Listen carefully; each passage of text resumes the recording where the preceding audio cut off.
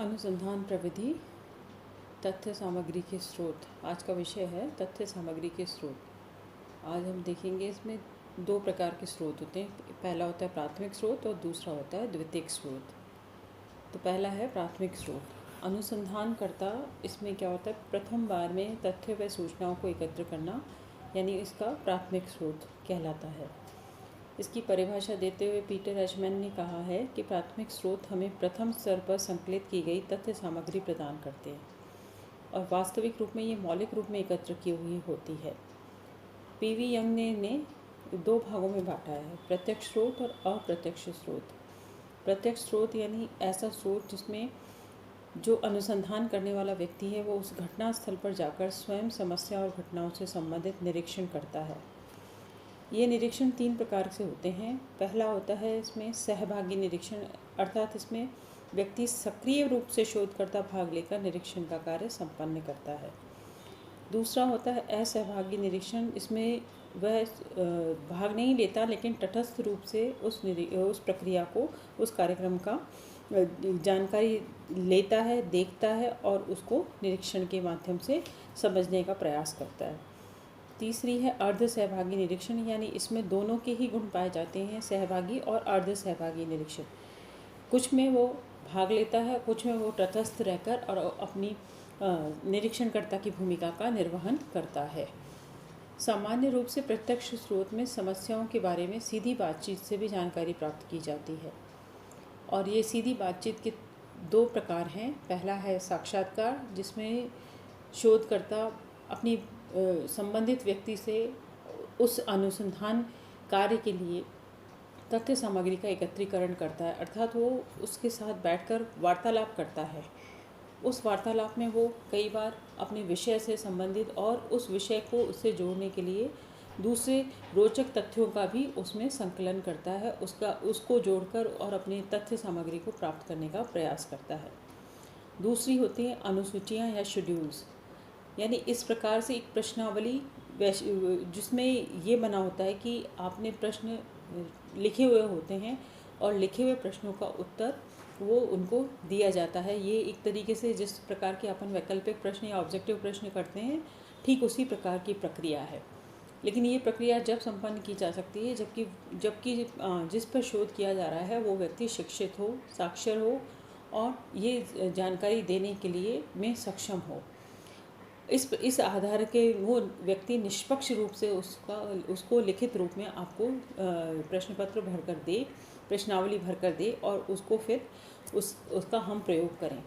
अशिक्षित लोगों के लिए कई बार क्या होता है कि इस प्रक्रिया में हम जब प्रश्न पूछते हैं तो पूछने वाला व्यक्ति प्रश्नों को इस प्रकार से प्रस्तुत करता है कि उस प्रश्न का अर्थ समझने में थोड़ी सी कठिनाई होती है और उसका उत्तर हमें स्पष्ट रूप से नहीं प्राप्त हो पाता।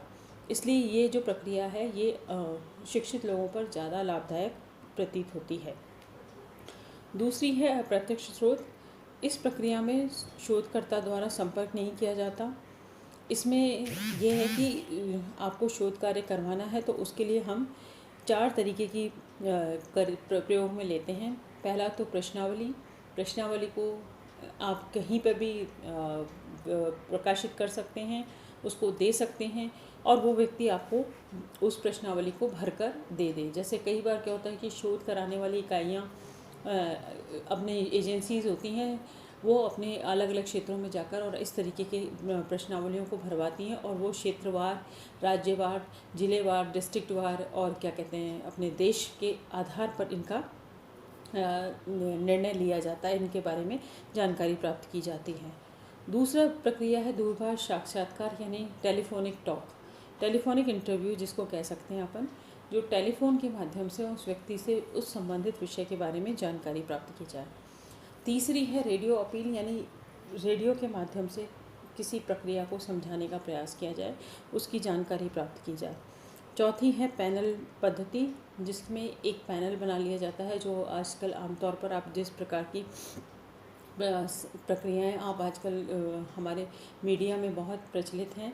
ये पैनल पद्धति, इसके माध्यम से अलग अलग क्षेत्र के लोगों से जुड़े हुए संबंधित विषय से संबंधित विचार लिए जाते हैं, उनका मूल्यांकन, उनका विश्लेषण किया जाता है और फिर उसकी सारी जानकारी आप तक पहुंचती है।